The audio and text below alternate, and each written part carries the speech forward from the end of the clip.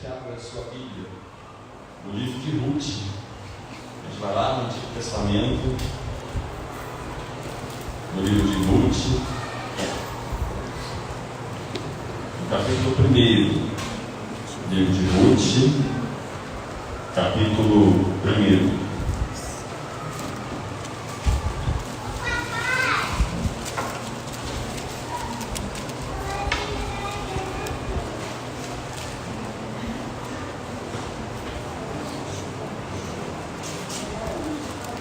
Vou esperar cessarem os barulhos de páginas passando. São indicativos que tem gente ainda em busca do livro de Ruth. Josué, Juízes, Ruth. Depois do Pentateuco, né?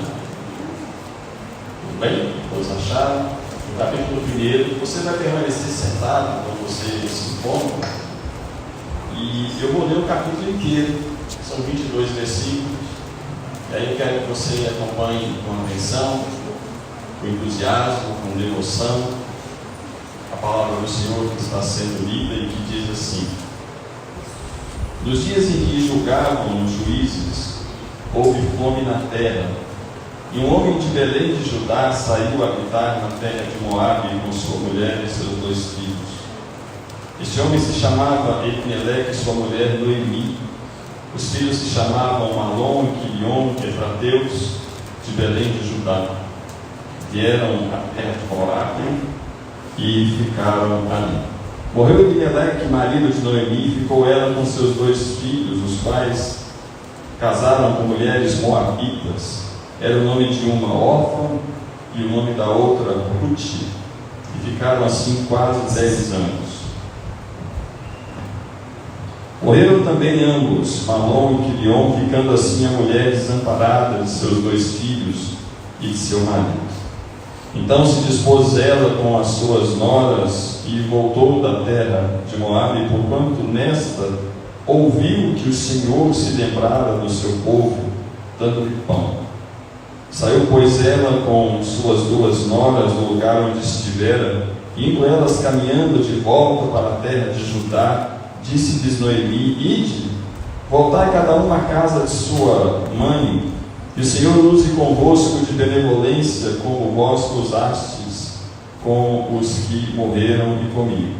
O Senhor vos dê que sejais felizes, cada uma em casa de seu marido. E beijou-as. Elas, porém, choraram em alta voz e lhe disseram: não, iremos contigo ao teu povo. Porém Noemi disse: voltai, minhas filhas, porque ides comigo. Tenho eu ainda no ventre filhos para que vos sejam por maridos.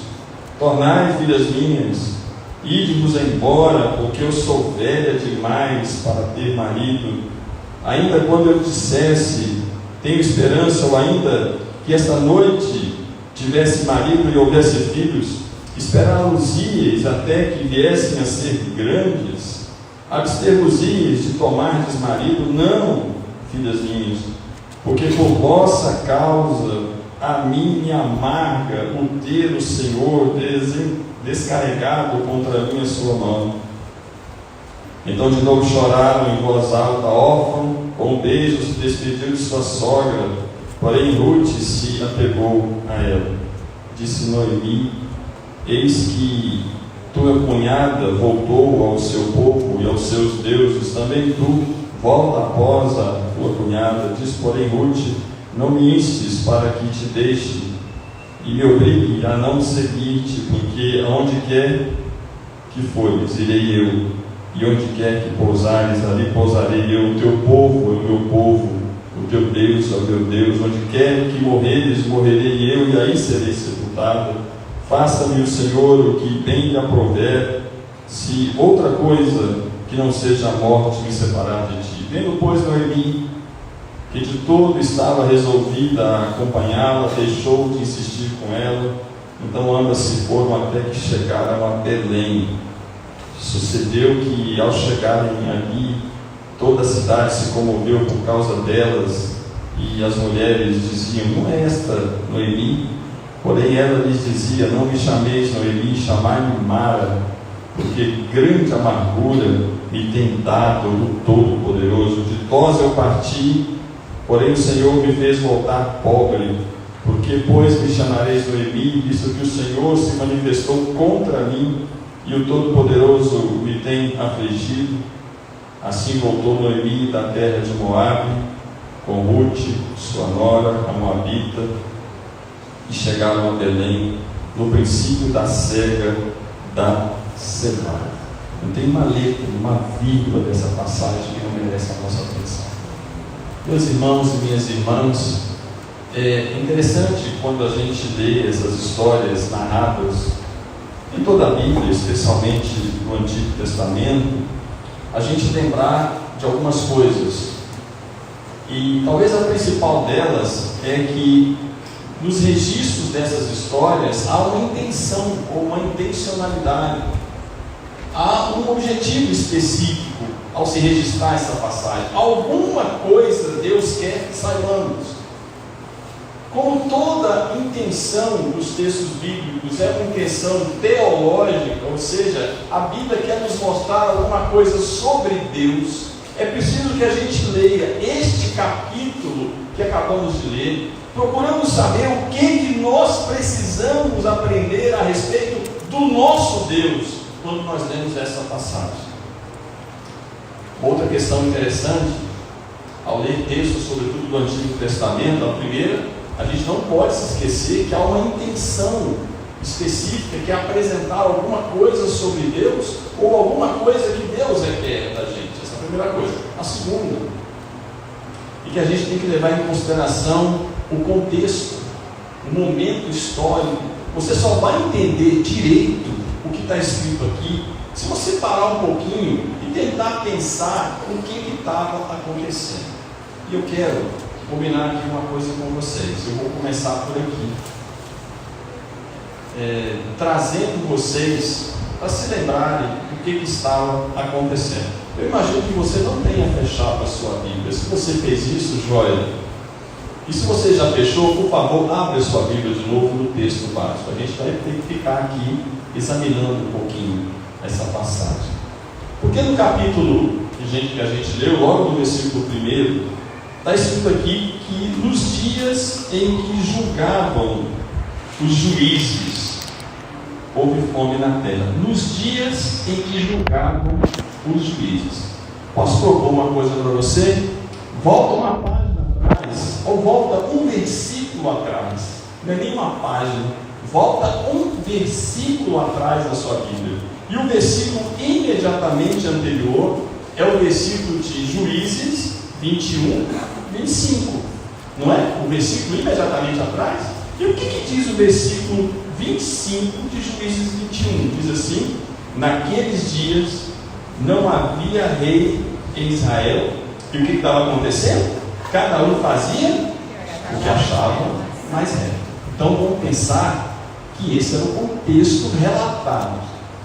Quando o livro de Ruth foi escrito, já não era mais o tempo dos juízes. Quando o livro foi escrito, mas ele conta uma história que aconteceu no dia ou no tempo dos juízes. E naquele tempo dos juízes, cada um fazia o que dava na telha.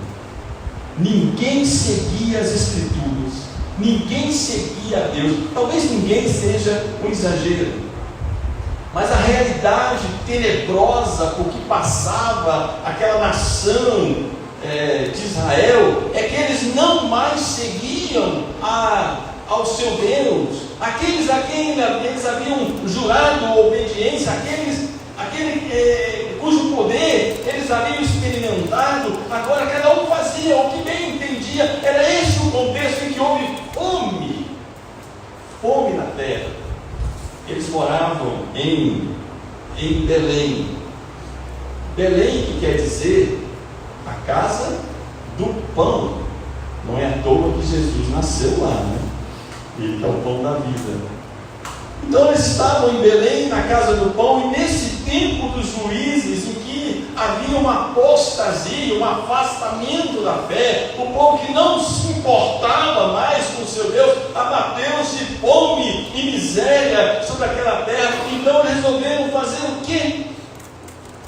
Eles resolveram ir para Moabe, para a terra de Moabe.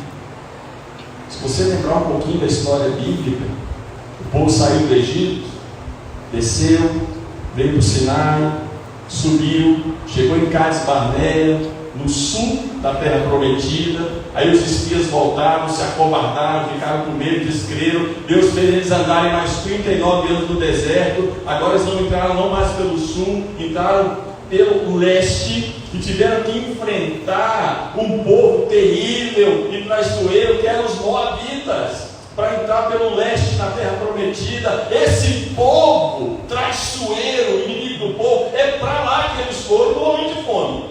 Apertou a fome e resolveu Elimeleque juntar sua mulher, seus 2 filhos e ir para Moabe.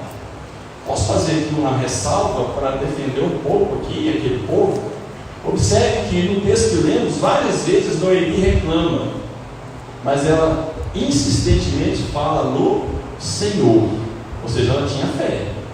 Ela continuou seguindo, naquele contexto de um tanto de gente que não queria mais saber de Deus, ela se lembrava sempre de Deus, às vezes de maneira errada. Eu estou só dando um contexto para vocês. Um momento de crise, de miséria, de fome, de dificuldade, eles resolveram fugir da crise. E ao fugir da crise, foram para a terra do inimigo. De Belém, a casa do pão, que ficava na terra que Deus lhes havia prometido, eles resolveram ir para a terra do inimigo, porque a crise era tormentosa. Só que buscando sobrevivência, eles encontraram o quê? A morte. Buscando sobrevivência, o que Elimeleque, os seus 2 filhos, Malom e Quilion, o que eles acharam foi a morte. Esse é o contexto da passagem. E apresentado o contexto, eu quero então tentar conversar com vocês, meus irmãos e irmãs, sobre algumas lições que esse texto nos fala sobre o nosso Deus, sobre aquilo que Deus requer de cada um de nós. Eu dei aqui um título para essa conversa, só para ajudar você a entender, e o título que tenta sintetizar aqui a conversa é Enfrentando Crises sob os cuidados de Deus. Enfrentando crises sob os cuidados de Deus. E a primeira lição que eu acho que esse texto apresenta para mim e para você é que é melhor enfrentar a crise do que fugir dela.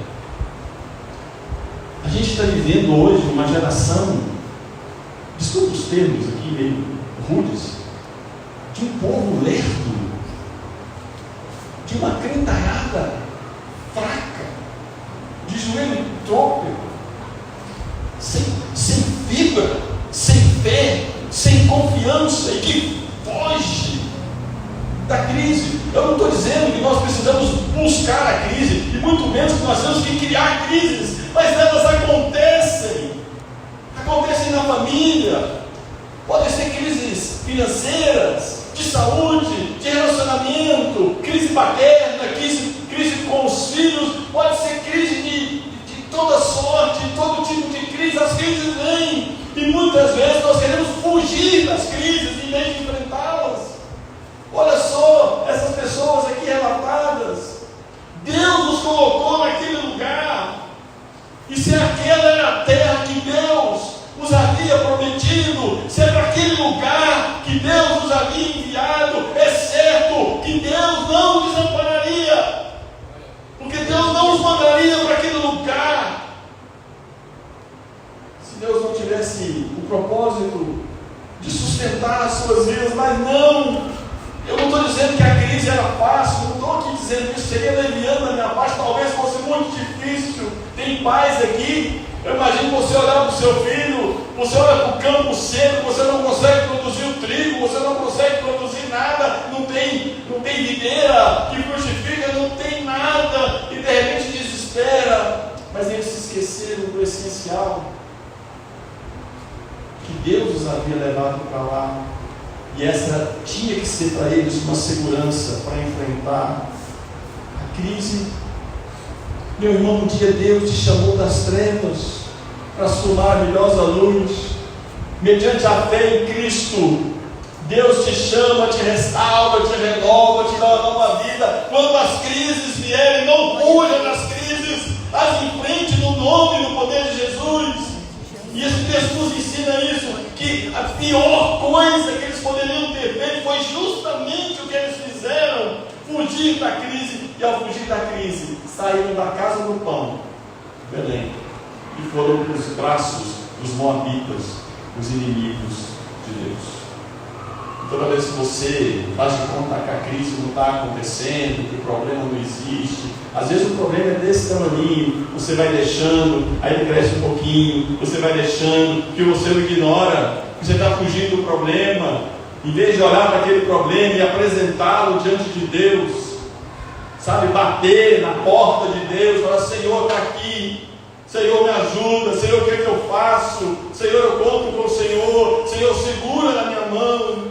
Dia desse eu tinha uma experiência terrível, problema de saúde do meu filho, mas ele não queria ficar lá de jeito nenhum. Eu vou embora, pai, esse médico está demorando, meu filho, você tem que ser atendido agora, a sua situação de emergência, não vou. Naquela hora eu só disse: Jesus, segura na minha mão, Senhor. Na mesma hora alguém cantou o nome dele lá dentro. É preciso clamar pela providência de Deus na vida e acreditar nessas coisas, em vez de fugir dos problemas. E quando foge do problema, é possível que vai encontrar a morte, o sofrimento ainda maior, e não a solução dos problemas. Essa é a primeira lição. É melhor enfrentar a crise do que fugir dela, mas enfrentar como Cristo, não segundo as suas próprias forças. Segundo, Deus não luta contra nós, mas a nosso favor. Você está com o texto aberto? Olha aí o versículo, finalzinho do versículo 13, o que Noemi está dizendo? A mim me amarga o ter o Senhor descarregado contra mim na sua mão. Olha, o Senhor descarregou contra mim na sua mão. No versículo 20, finalzinho também, ela diz assim, já ainda estava de volta para Belém, ela falou assim: chamai-me Mara, porque grande amargura me tem dado o Todo-Poderoso. Olha o 21, também no finalzinho, diz assim: o Senhor se manifestou contra mim, e o Todo-Poderoso me tem afligido. Meu irmão, minha irmã, você que nos visita, entenda uma coisa: Deus não luta contra você, Deus luta a seu favor. Essas 3 ou 4 manifestações de Noemi, nesses 3 versículos que lemos, ela está atribuindo a Deus, ela está culpando a Deus por todo o sofrimento que ela tinha. Eu estou assim, porque foi Deus que descarregou a sua mão sobre mim. É Deus que me trouxe esse sofrimento. Já não me chama de Noemi, me chama de Mara, que quer dizer amarga. Eu tenho um amargor na minha alma, agora eu sou uma pessoa amarga, doída, sofrida, e a culpa é de Deus que me trouxe o sofrimento. É o que Noemi está dizendo. Abrindo aqui um parênteses, meu nome é Amarildo, não tem nada a ver com Amar, tem a ver com Mara também, né? A raiz do meu nome também é Mara, Amargo. Meu pai nem sabia disso, botou esse nome por causa do Amarildo do Botafogo, né, jogador de futebol. Enfim, fecha o parênteses, do Botafogo ainda. Fecha o parênteses, enfim. Deus não luta contra nós, mas Deus luta a nosso favor. Meus queridos, a gente não lê o restante dá vontade de ler, na minha opinião, dá vontade de ler o livro inteiro, que agora não é tão grande assim, são 4 capítulos apenas. Mas na sequência do livro a gente viu como que Deus restaurou a sorte de Noemi, como que Deus abençoou tremendamente a vida daquela mulher. É preciso saber que Deus estava na vida de Noemi escrevendo uma linda história naquela vida. Deus estava construindo algo grandioso, algo tremendo. Observe que passados milênios, séculos e séculos depois, estamos aqui hoje em 2024 falando dessa mulher e contando as histórias naquele momento de dor, eu também não estou desprezando a dor dela, assim como não desprezo a sua dor, o seu sofrimento e os seus problemas. Mas dado o momento da dor, talvez ela não tivesse a condição ou não teve a visão de perceber que era um mover de Deus na vida dela. E ela achava que Deus era contra ela, mas Deus não era contra ela. Deus era a favor dela, porque Deus, na verdade, estava construindo uma grande história. Com a sua vida aberta. Olha o último versículo do livro de Ruth. Chegando aí em 1 Samuel. Aliás, eu vou ler a partir do 18. São essas, pois, as gerações de Pérez. Pérez gerou Esrom, Esrom gerou Arão, Arão gerou Abinadab, Abinadab gerou Naasson, Naasson gerou Salmão, Salmão gerou Boaz, Boaz gerou Obed, Obed gerou Jessé, e Jessé gerou a Davi. Um dos nomes pelos quais nós conhecemos o nosso Salvador é que ele é a raiz de Davi. Dessa família, doída e sofrida, mas preservada por Deus, veio o nosso Salvador. Deus estava construindo uma história extraordinária naquela família. É claro que ela não tinha condição de ver, assim como nós não temos condições de enxergar tudo que está de fato acontecendo no nosso entorno. Há coisas que nós não temos capacidade de perceber, mas diante dessa nossa incapacidade, é preciso crer no Senhor nosso Deus. É preciso confiar que Ele está construindo uma história na nossa vida. Isso deve nos ensinar a confiar em Deus, a confiar no seu amor, na sua fidelidade e na sua misericórdia, que é o que faltou a Noemi. E não culpar a Deus pelo seu sofrimento. Não despreze o seu sofrimento. Não jogue fora o seu sofrimento. Não despreze o caráter pedagógico, o ensino de Deus em cima do seu sofrimento. Creia no Senhor, creia na misericórdia do Senhor, que a cada dia se renova sobre a sua vida. E lembre-se de agradecer a Deus pelas misericórdias renovadas em cada manhã sobre a sua vida. Creia na graça do Senhor, creia no poder do Senhor, nos livramentos que Ele faz na sua vida por coisas que você nem vê. Creia nisso. Por maior que seja o seu sofrimento, você terá nisso um grande consolo. Primeira lição, é melhor enfrentar a crise do que fugir dela. Segundo, Deus não luta contra nós, mas a nosso favor.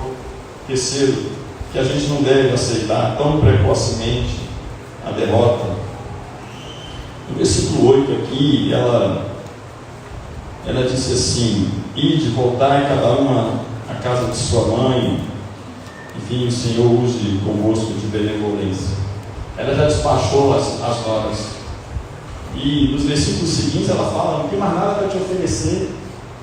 Eu sou uma velha, acabada, estéril, não vou casar de novo, não posso ter filho, eu não valho nada, eu sou uma derrotada, eu sou uma fracassada, vai cuidar cada um de sua vida, porque eu não posso. Ou seja, ela estava naquele momento aceitando a sua derrota, mas eu digo para você, aceitando de maneira precoce a sua derrota, porque Deus tinha uma vitória extraordinária para a vida dela.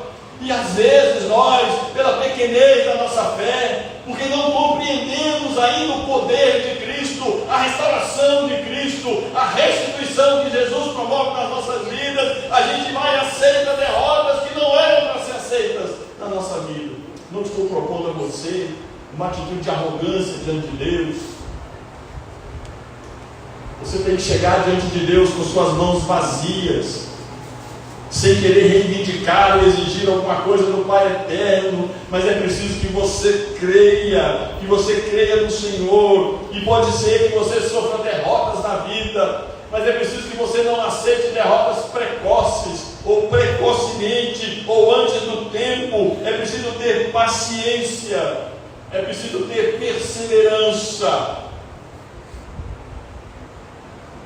para experimentar o poder de Deus na sua vida.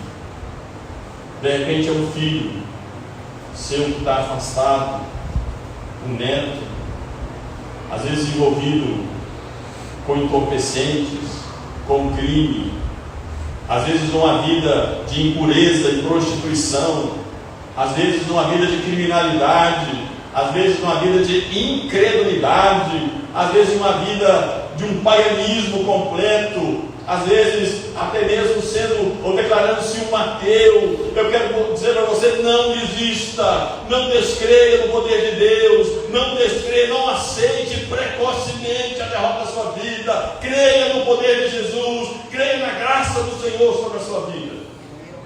Aquela mulher já estava despedindo as suas noras, a minha vida acabou. E você vai chegar em casa hoje, você vai ler o resto do livro de Ruth, você vai ver que a vida dela não tinha acabado.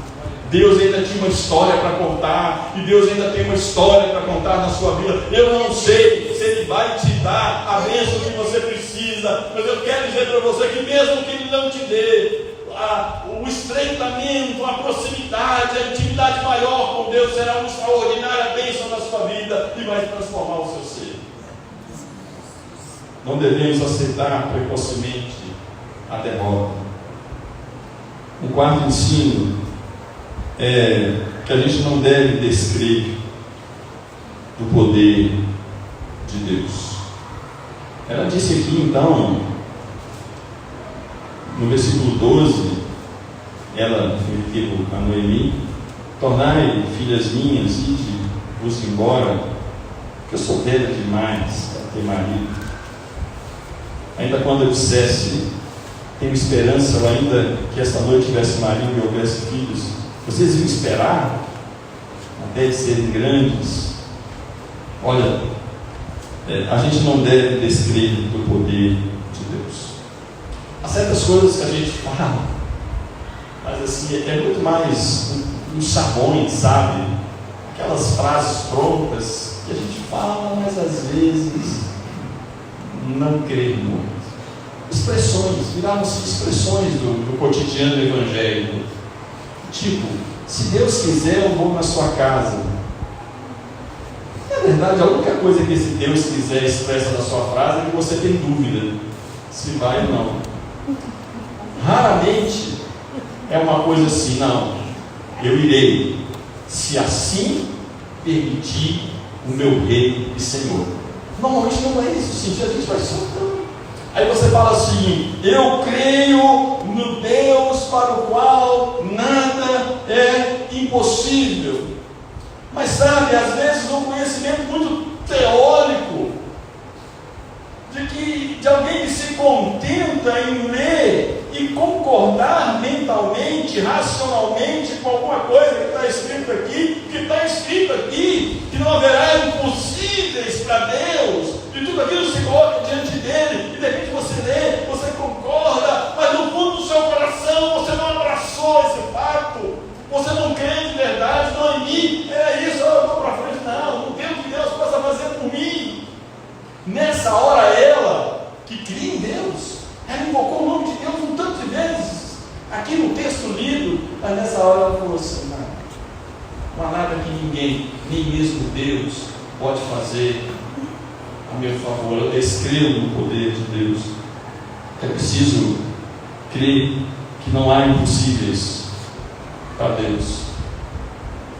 E quando a gente fala que não há impossíveis, é porque não há impossíveis para Deus. Não tem nada que seja demasiadamente difícil para Deus. Eu falei agora há pouco aqui de problemas que podem estar acontecendo.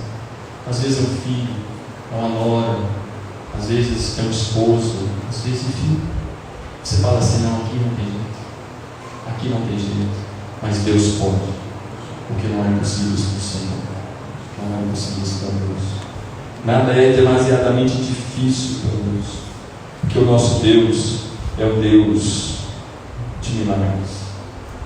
É interessante que às vezes nos acusam, a nós presbiterianos, de descrevos, por exemplo, em manifestações miraculosas, espetaculares, sobrenaturais da parte de Deus. Claro que não. Inclusive os nossos documentos de fé, principalmente a confissão de fé de Westminster, falam disso, que Deus, para nos abençoar, Ele pode usar dos seus meios, dos meios ordinários disponíveis para todos nós, mas Ele pode agir sem esses meios, Ele pode agir contra esses meios, Ele pode agir acima desses meios, porque ninguém pode pôr caminho de força em Deus, ninguém pode limitar o seu poder, a não ser Ele próprio. Só Deus mesmo pode estabelecer, porque Ele age segundo o conselho da sua própria vontade, segundo o bom prazer da sua própria vontade. Então Ele faz tudo que a sua própria vontade santa determina, e se a sua vontade santa determina, não há ninguém, nem nada que possa deter o poder de Deus. Ninguém pode. Só que é muito mais fácil pronunciar essas coisas assim, como uma crença teórica, do que crer de verdade no momento da crise. Observe que muitas pessoas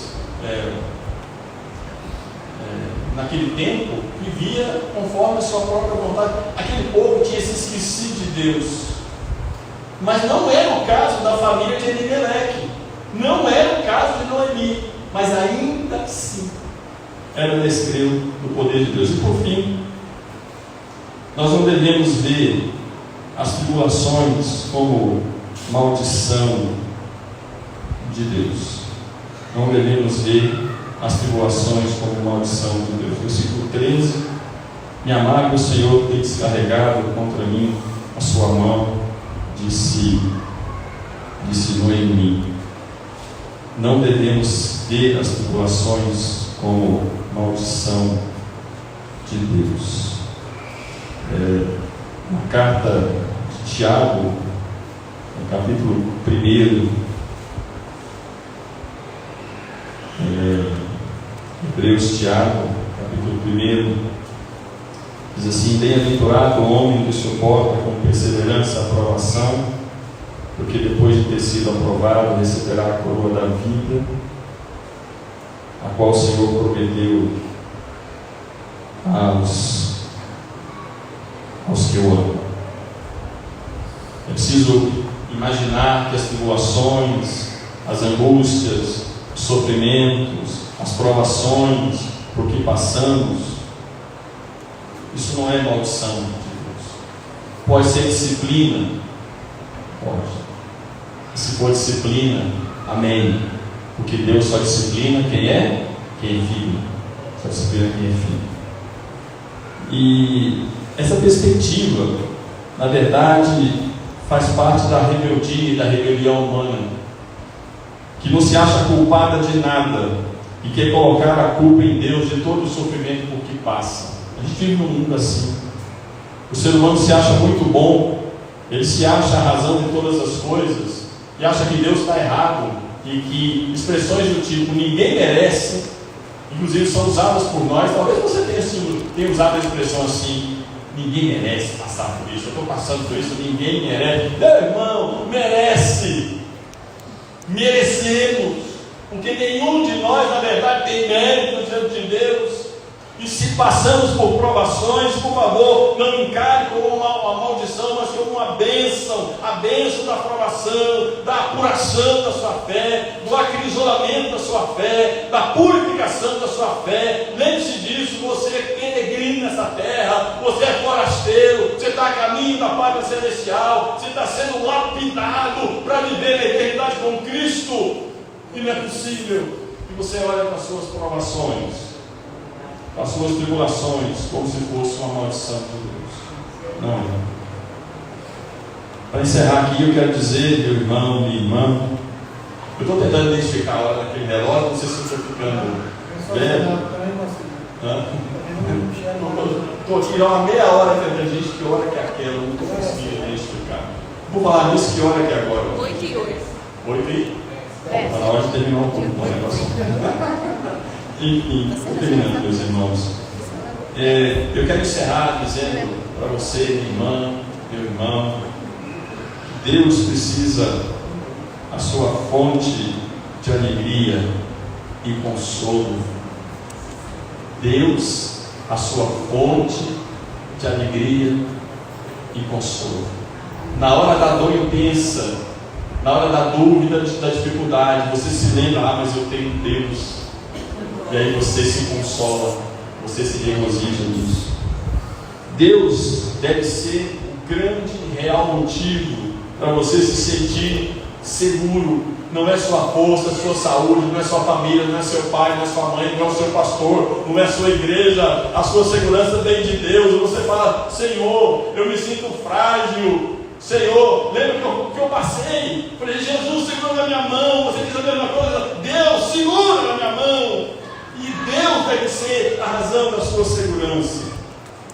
É preciso que você creia que o nosso Deus é um Pai amoroso e sábio, e que você creia que Deus é o soberano dono da história. E por trás dessa história que a gente acabou de ler, a história de Noemi, na verdade, contada aqui nesse capítulo 1, por trás dessa história, a ação soberana do Deus dono da história, que queria conservar uma família em Israel, para dela descender o Salvador do mundo. E Deus nos abençoe. Se você puder fechar seus olhos, eu quero orar com você, ter esse privilégio de conduzir a todos numa oração ao Senhor nosso Deus. Feche seus olhos. Nós te agradecemos, Santo Deus, porque pela tua graça e misericórdia estamos na tua casa, podemos ler a tua palavra livremente e, mediante a ação do teu Santo Espírito, entendê-la. Ó Pai, que saiamos daqui todos nós com o firme propósito de ter no Senhor a nossa fonte de alegria, ter no Senhor a nossa certeza da segurança, ter no Senhor de fato o nosso Pai. Que as dificuldades advindas na vida sirvam para realçar que estamos seguros nas mãos do Senhor. É a nossa oração em nome de Jesus. Amém.